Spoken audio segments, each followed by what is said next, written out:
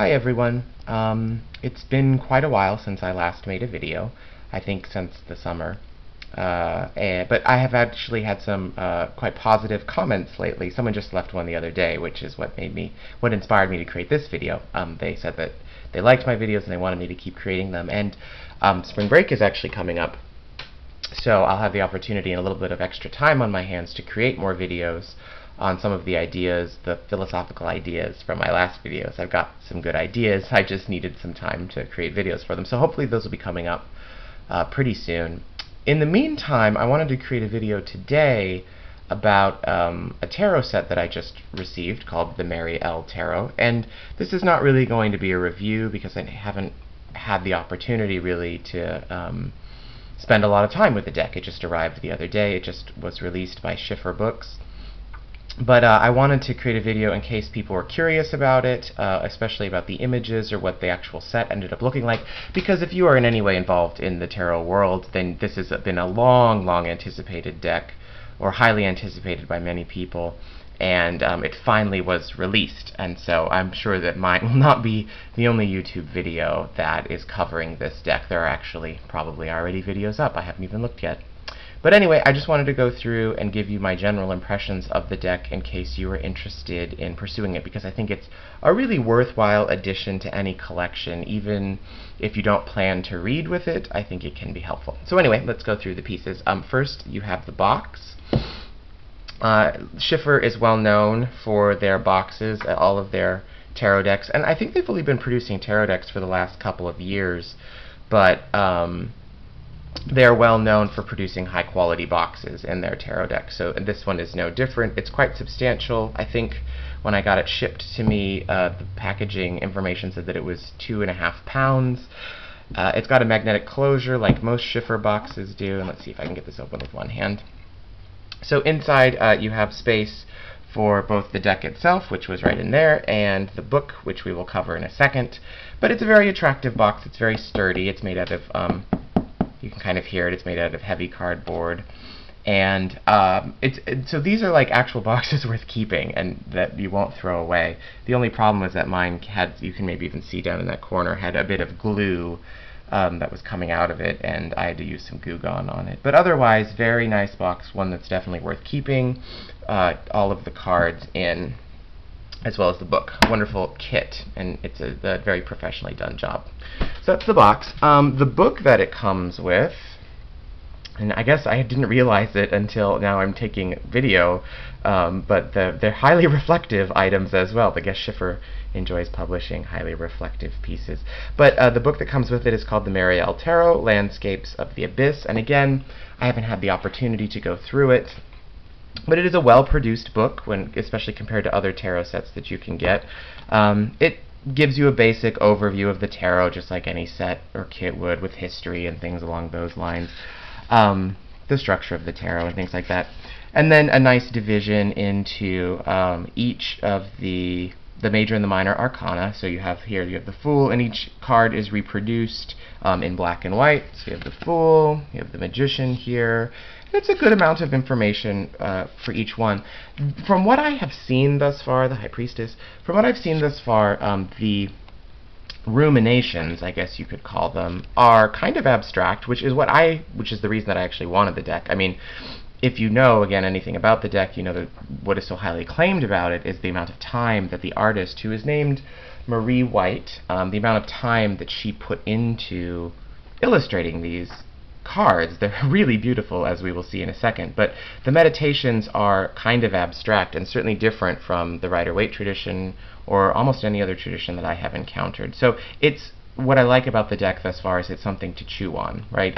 If you've ever heard of the comparative method before, where you gain additional insight on a reading by taking cards from another deck and putting them next to the cards that you've drawn to see what the new images can give you and the juxtaposition can give you, I think that this deck would be incredibly valuable for that, and especially the kind of not straightforward meanings that she provides in here, but really they're more thought chunks, things to think about in relation to the cards, but they're not straightforward. So I'm looking forward to continuing to explore the book. Oh, let's get the page number. That's what most people seem to do. It looks like 191, 192 pages. provided, and of course at the end there's some sample spreads and things like that. So it's a fairly typical book in the sense that it's got all the parts that most kit books come with, but the meanings themselves, I think, are what is particularly valuable about the book itself. But let's get on to the real point of the video, which is are the cards and the illustrations found on the cards. They're substantially larger than a regular tarot set. I mean, you can see, I should have brought something to compare. Well, here is a I Ching coin, which is roughly the size of a quarter. So that can give you a sense about how big the deck is compared to a quarter. I think that the art is really intricate and detailed, and it is what drew me to the deck in the first place and why I wanted to have it in my collection. The other nice thing, and that's kind of refreshing and different about this deck, is that it features male nudity. You can see here on the Fool that there's an example of that. And that is not very common. I mean, female nudity is very common in multiple tarot decks. And a lot of the erotic tarot decks that are out there feature almost exclusively female nudity. And certainly this deck also has female nudity. Let's see. The Wheel of Fortune card I know has female nudity on it. And it's not as though I look for nudity in my tarot decks. There's an example. But it's nice, or it's refreshing to sort of have a deck that balances out. If you're going to use nudity, and nudity in tarot can represent a lot of different things. It can represent shedding one's inhibitions, it can represent purity, all sorts of things, but it's nice to have a deck that balances that between the sexes, because it's not very common, and I think that it sort of it makes the art more serious, or it makes the art deeper, and the interpretations that you can gain from that a lot better. So that's, I think, an interesting thing to note about the deck if you are considering buying it. Of course, the art it's just stellar. It's just above and beyond what a lot of art looks like for tarot decks that are mass-produced these days. It's very sensitive. It's very different, and so for example, temperance is a good idea. So temperance, or it's a good example, temperance typically represents the melding of opposites, and it's usually the image of the angel dumping or blending liquid between a gold and a silver cup together. And here you have the same idea going on with the tiger and the waves, but it's communicated very powerfully. It's a very emotive image, and it gets at some of the same ideas as the traditional temperance card or the blending of opposites, but it does so in kind of a unique and visually striking way. So that is also why I really enjoy this deck. The Devil. Finally, one of the things that I think is the strongest, or one of the strongest selling points about the deck, is its use of symmetry. So, for example, here you have the sun and the moon, and if you put them together, they create one picture. They're facing different ways and certainly different colors, but you can clearly see that they are meant to go together, with the sun half and with the moon half, and I apologize for the glare of the light above my table. But there's a lot of symmetry that's been placed into the deck that I think makes richer the reading process itself. One example, and it's clear to me why this is the case, one example is that there are cards which are, the numeral cards are designed to go together. So for example, let me pull out the aces to begin with. So the aces in the Mary L. Tarot are the heralds that are traditionally featured on the World card. So you have the Ace of Wands, which is a lion motif, if you can see that, with the head going back and forth. The Ace of Swords is the eagle.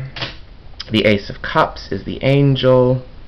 And then the Ace of Discs is the bull. So you have these the heralds taken from the World card, or what are traditionally surrounding the World Dancer on the World card, and they are made into the four aces here. And so they represent, aces represent beginnings and things like that, and heralds are a nice way of doing that, in addition to just being really stellar and beautiful art.